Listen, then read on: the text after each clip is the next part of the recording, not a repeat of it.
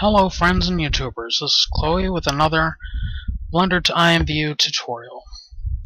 Today I'm going to talk about mechanical drawing, how to draw in perspective, and then you can use the techniques from the previous tutorials on how to shade your illustrations. And today I'm going to cover the three different types of mechanical drawing for perspective, and that would be 1-point perspective, 2-point perspective, and 3-point perspective. On Photoshop here I have a full HD image that's 1920 pixels wide by 1080 pixels high. And I'm going to turn on a few things. View, show grid lines, and I'm going to adjust the spacing on those grid lines.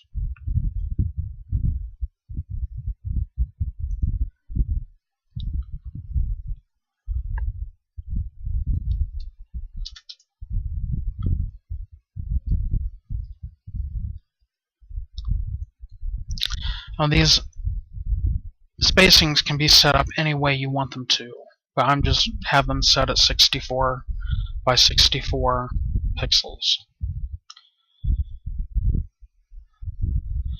And once you have your grid set up, and of course the grid will not show in the final image, this is just reference for yourself for making the illustration, for measurements and stuff. I'm going to create a new layer, and I'm going to name this Guidelines.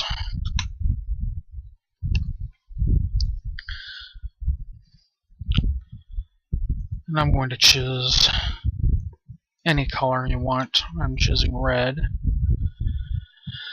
I'm going to set up the borders of, basically this is going to be a room.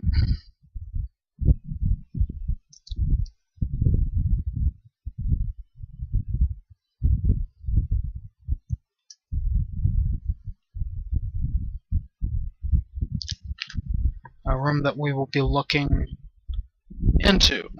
As if we were sitting in the room.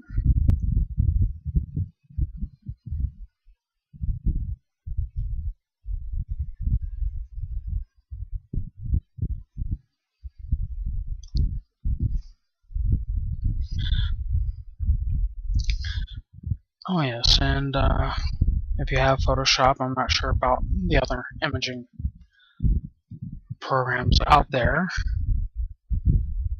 I want to turn on my rulers. So with the rulers on, then I can click up here and pull down a guide.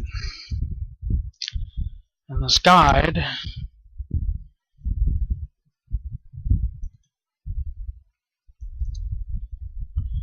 is going to be my horizon line, and I want it wherever I want it where the eye level would be if you were in the room.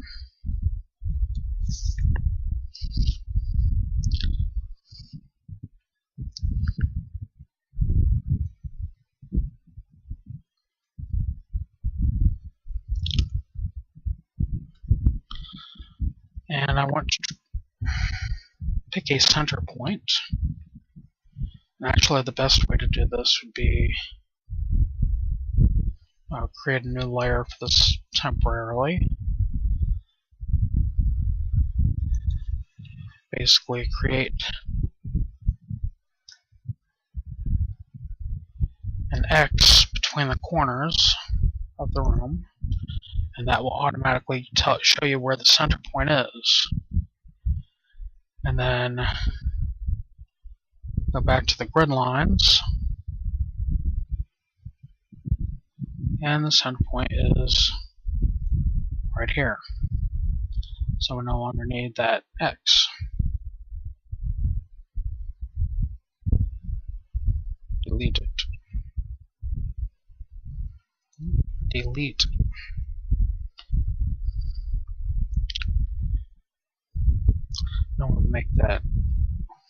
little easier to see for the video. Working with that, where I don't have to worry about other people trying to see it, I can just zoom in. I'm going to try to make this a little bigger so it's a little easier to see for you viewers.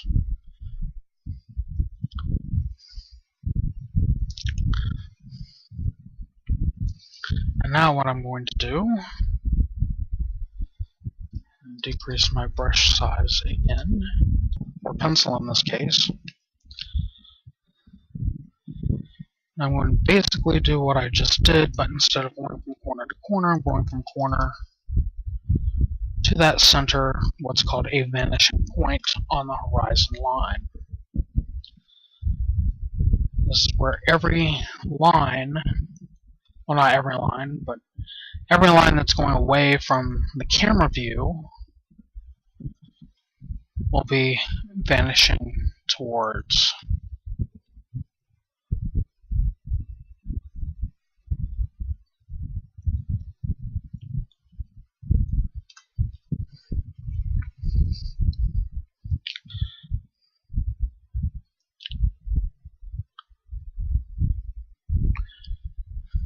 I'm going to create temporary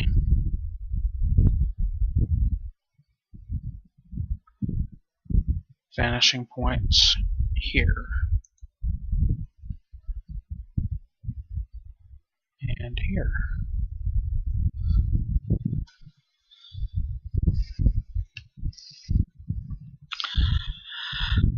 These grid spaces can represent any type of measurement you want. I'm going to use feet as an example, so the big squares would be a whole foot, whereas the small squares will only be 3 inches.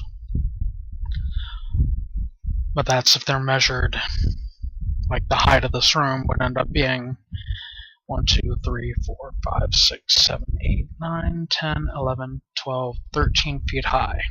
Pretty big room. And of course, be 1, 2, 3, 4, 5, 6, 7, 8, 9, 10, 11, 12, 13, 14. That's right dead center, so that'd be 28 feet wide. So then I have to choose the depth, and the way you get the measurement for how deep the room is going to be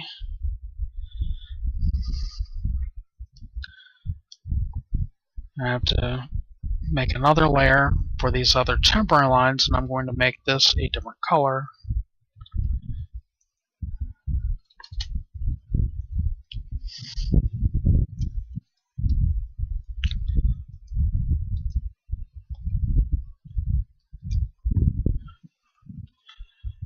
And you go from each one of these main grid lines to the vanishing point.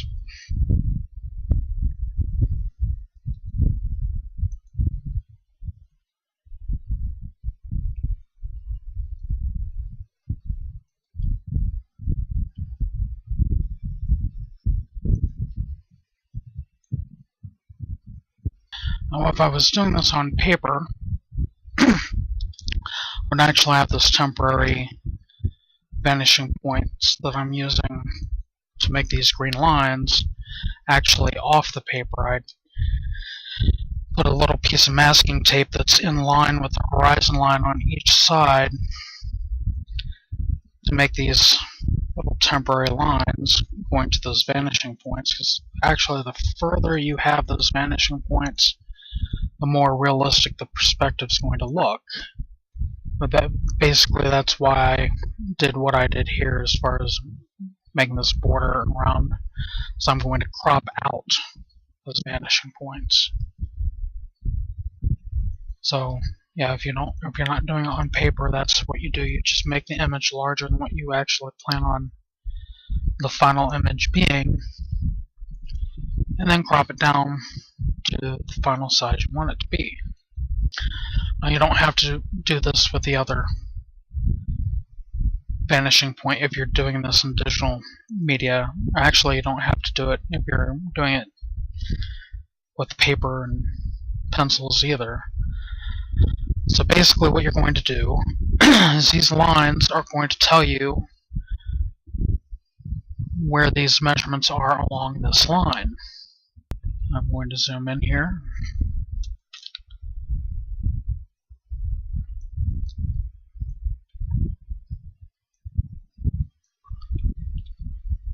Go back to my grid. Go back to red. So from this line,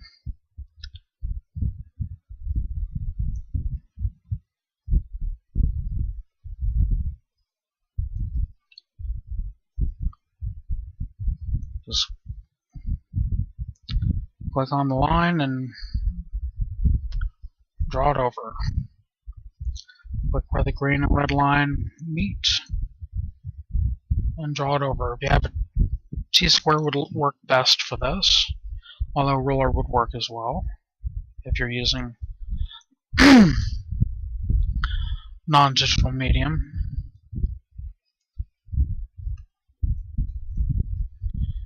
If you're using a digital medium, the way I'm doing this straight line, at least Photoshop enables me to do this. I just click and hold down the mouse button, and then hold down the Shift key, and that enables me to draw a straight line over, and that's not right. Okay, from here.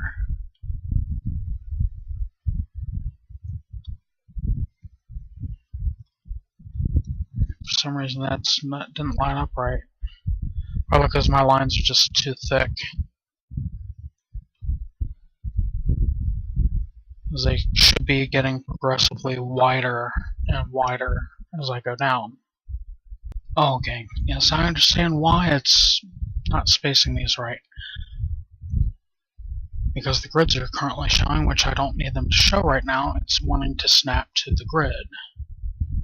So I'll just turn off the snap function. I'm going to go ahead and pause this video.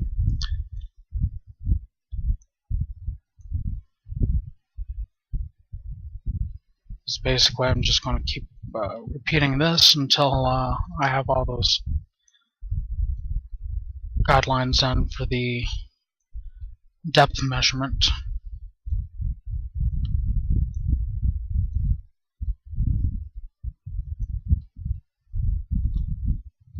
But basically you're going to repeat this all the way down to the bottom. And then once you're done with that, you're also going to follow these lines up. So you have a measurement against the wall as well.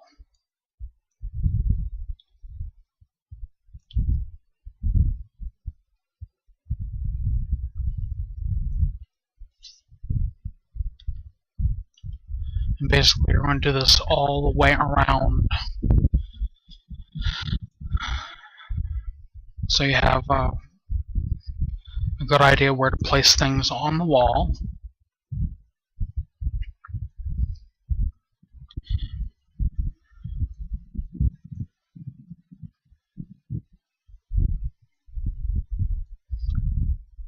Oh yeah.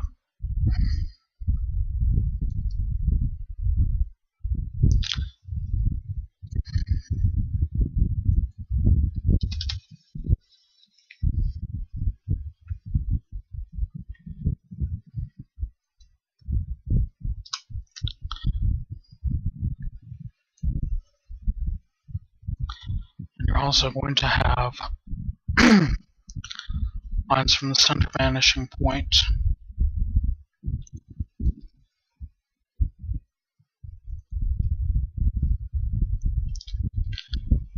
down to each one of these main grid spaces. And you're going to do that all the way around as well.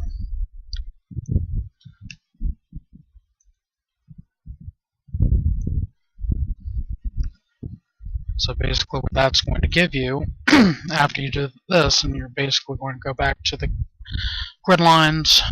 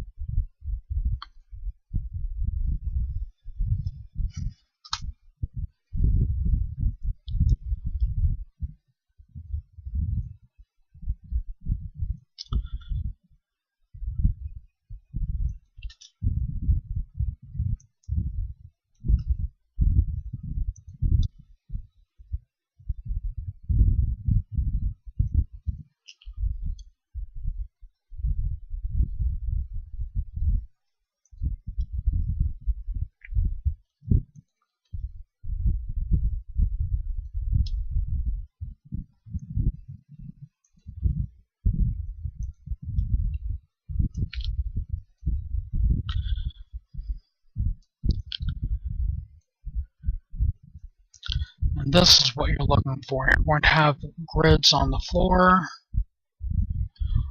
on each wall, on the ceiling, all the way around. But I'm going to go ahead and pause this and do that. And if you're using digital format, like I am, instead of having to do all that work, you do the one side, copy it, and delete the other half before you copy it, actually, like I just did. Go to select all on the copy and flip that layer horizontally.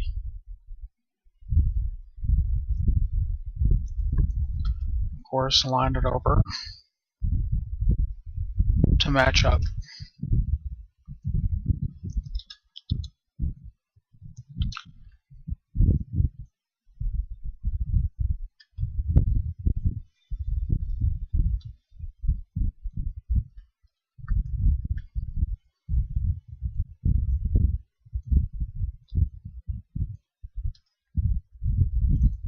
Turn off the snap.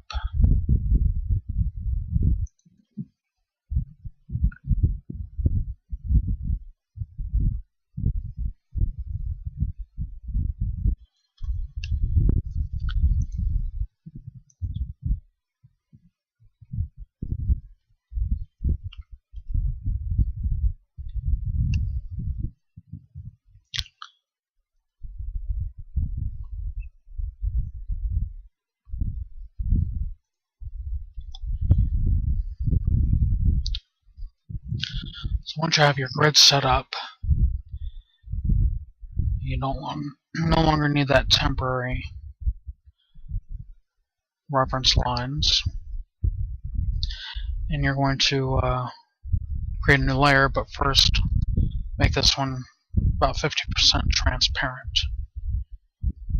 And select the background image, new layer, and this will actually be your drawing layer.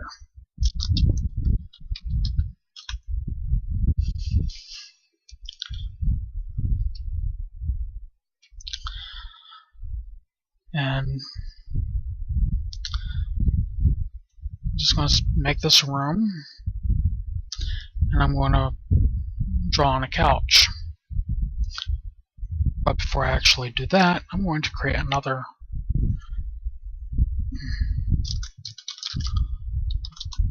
layer and call it block out.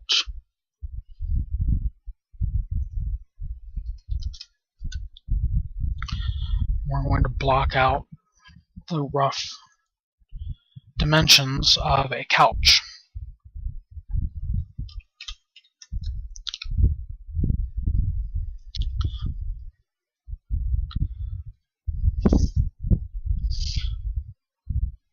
So we'll have our couch against the wall, and it'll come out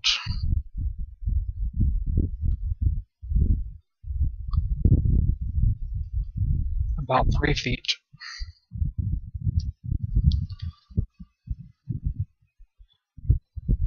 and it'll also be about 3 feet high. The back of the couch will be about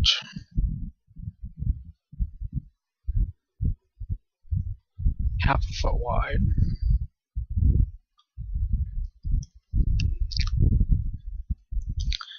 And the arms of the couch come about 2 feet.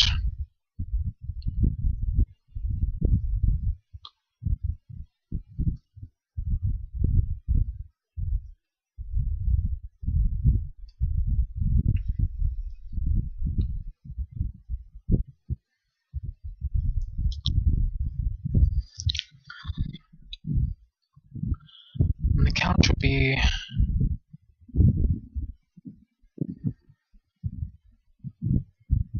6 feet wide. Again, 3 feet out from the wall.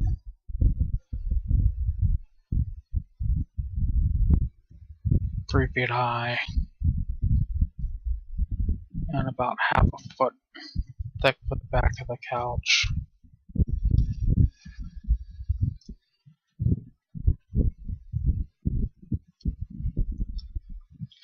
And the arms be about 2 feet high.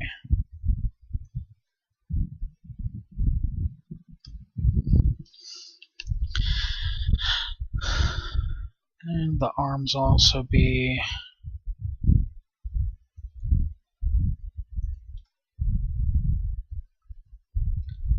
about half a foot thick.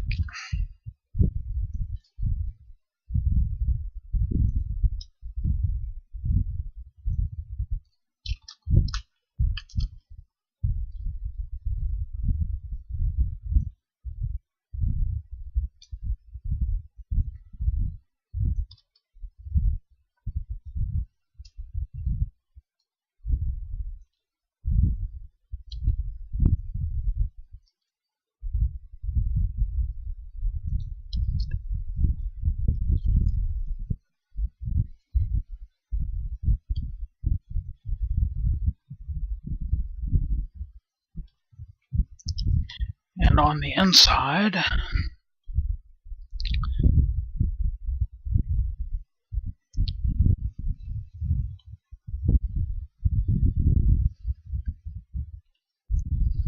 the couch come up about a foot and a half for the seat cushions.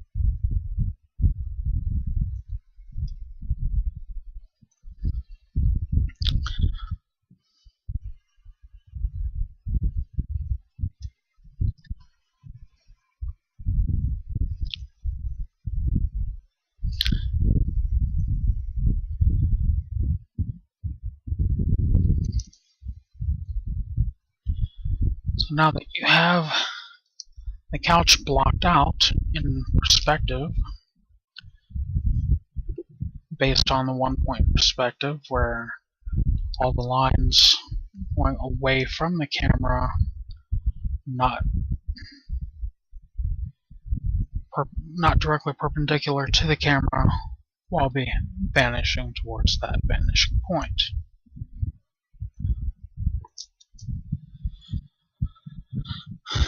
So this couch does not have to be blocky. Now that you have the couch blocked out with the basic measurements, You actually start freehanding and eyeballing the actual drawing.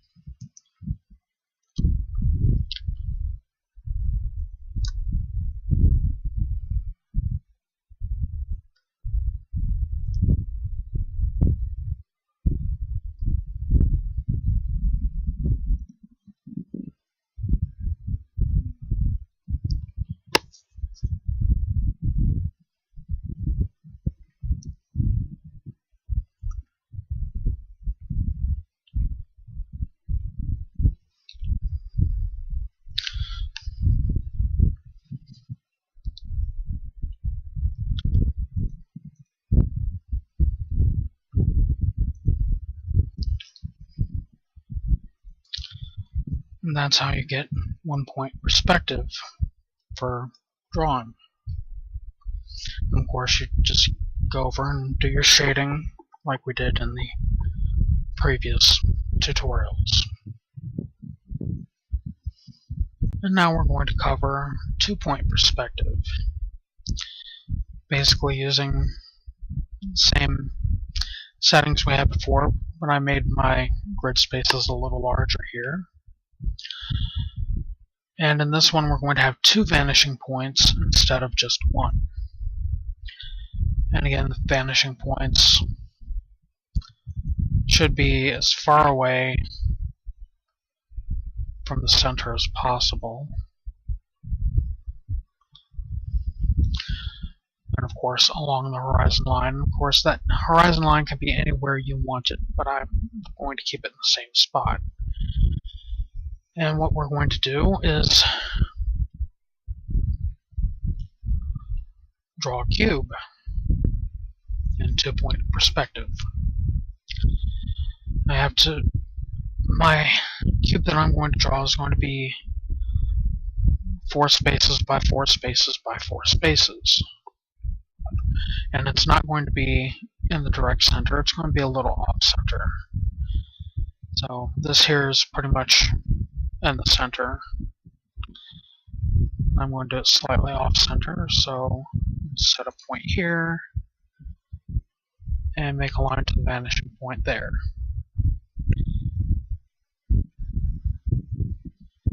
Same to this vanishing point.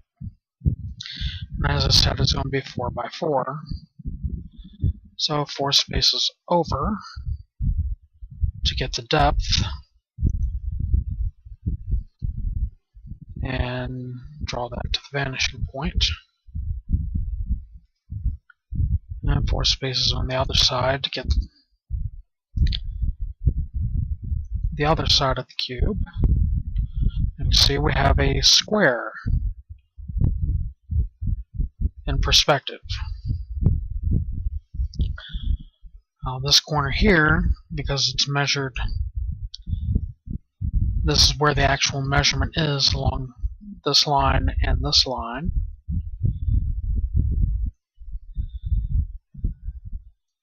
The cube is 4 spaces high.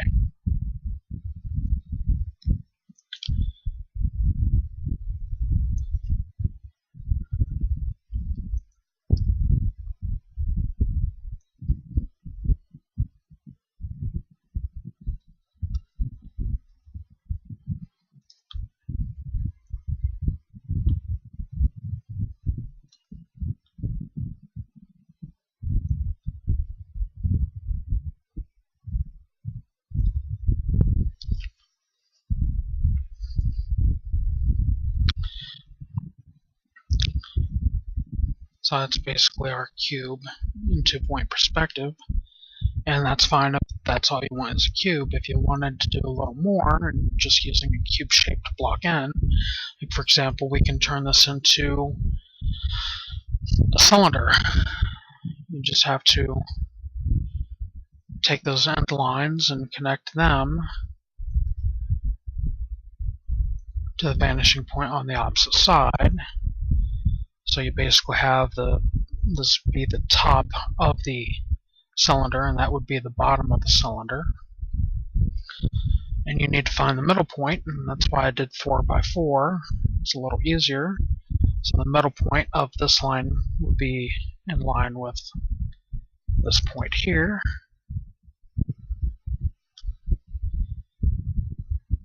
And same with here.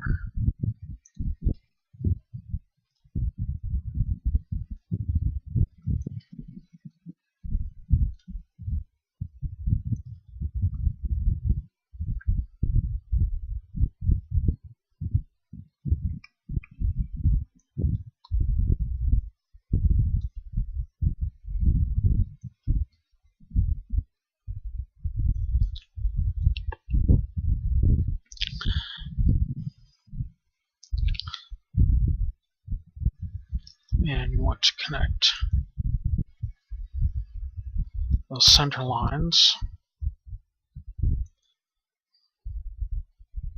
to the vanishing points as well.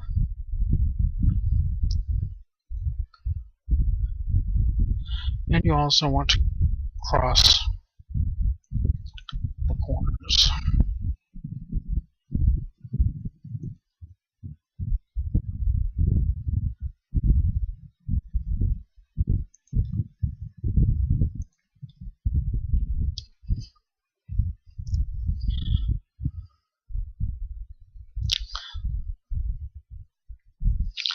I want to change my color here.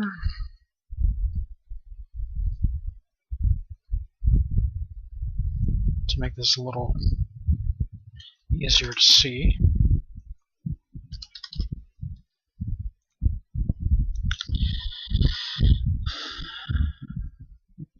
You pretty much have to eyeball this. It's an approximation. But a circle in perspective, which is what the cylinder basically is going to be, a circle at each end. The cross lines that connect the corners, you're going to put a tick mark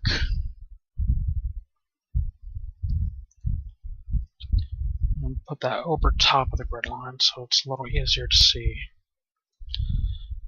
Put a tick mark at approximately 2/3 away from the center. So that's the center, that's the corner, and about 2/3.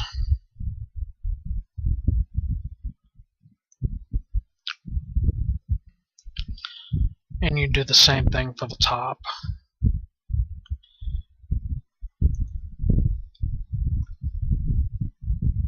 About 2/3.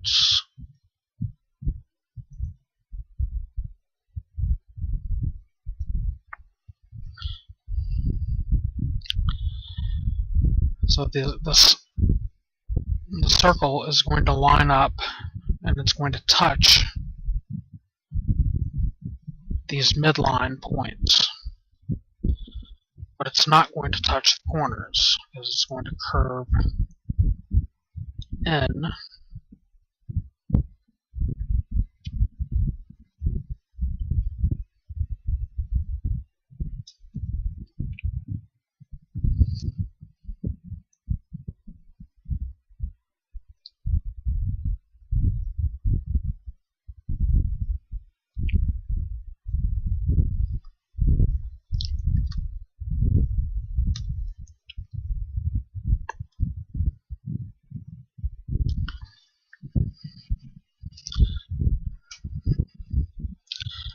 And then once you have that blocked out for how you want it,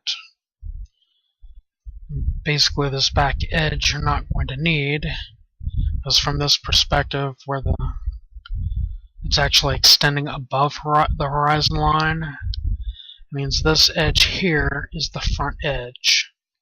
That there will not be seen because the perspective will put it behind the front of the cylinder.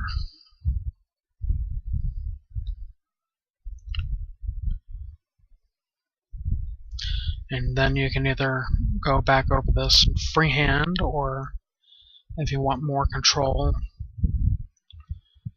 over it, you can then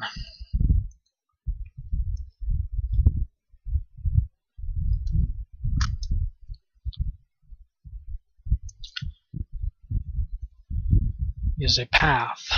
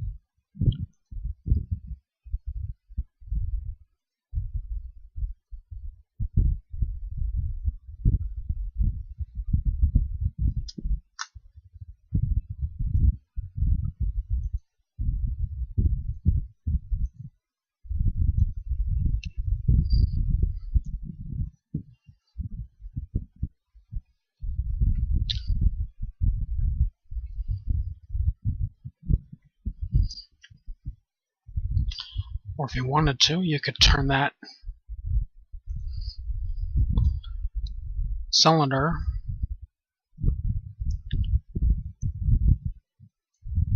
into a cone.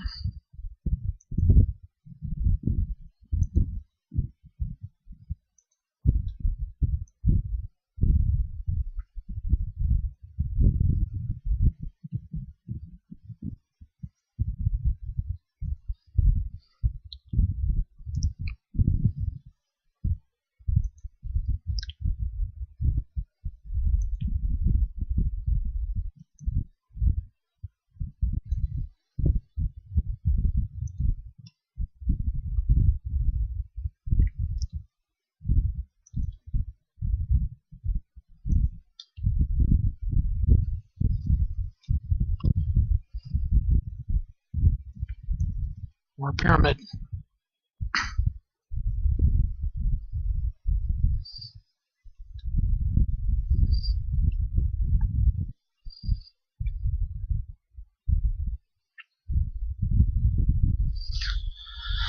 And that's the basics of two-point perspective. Now, three-point perspective is a little different. It's basically the same, but instead of just having lines going straight up and down, you would have a third vanishing point, depending upon the type of scene you're trying to do, either at the top or the bottom, that these lines, these vertical lines, would be going to. Like, for example, if you look at some photos, some real-life photos of like cityscapes, notice the buildings, although the camera's not looking upwards, the camera's looking straight ahead, the buildings do narrow at the top because the lines coming off the buildings are actually going to a third vanishing point. So basically, instead of having those guidelines set up like that,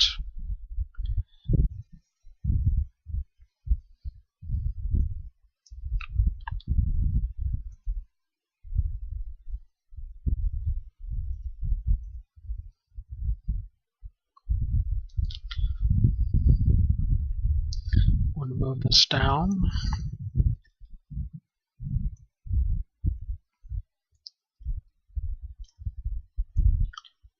I'll move my horizon line down to match.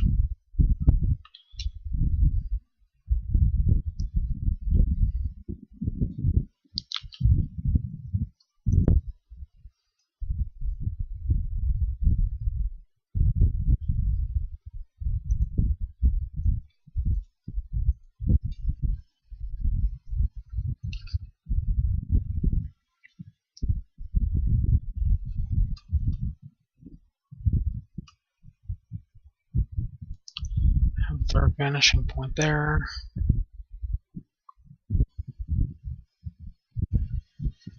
Move that down a little more. So that, no, back up a little.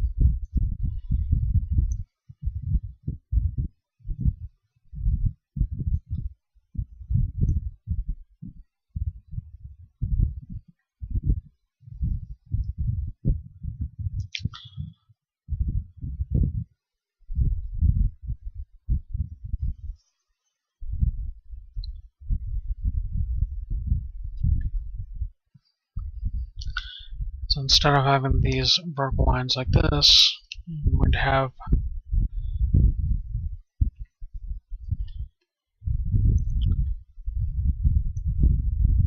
some vanishing points again on the horizon line. And this vanishing point up here. And same thing, connect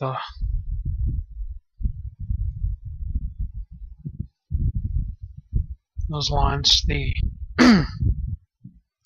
vanishing points, and again it's going to be a cube that is 4 by 4 by 4.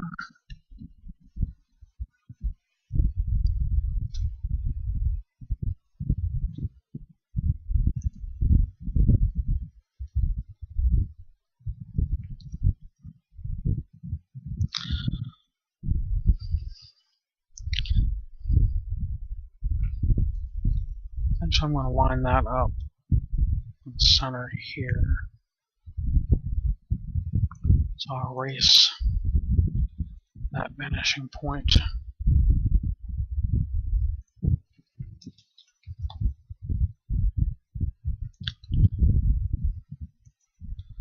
So this course would connect up here. This one would connect up here. And this one would connect up here. And so with this. And making it 4 high.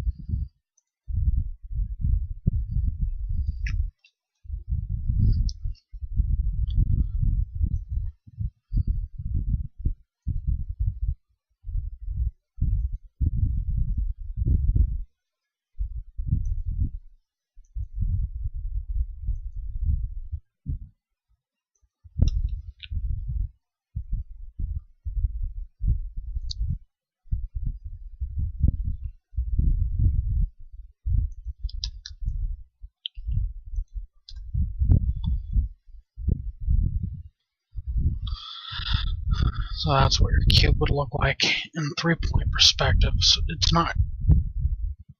If you're drawing something that's smaller than like a skyscraper, you would not use 3-point perspective, because it just doesn't look right. But drawing like a big, massive, epic cityscape, you'd want to use 3-point perspective, just to help give more depth, make the city look a lot bigger. If you're just drawing furniture or vehicles, you just use 2-point perspective.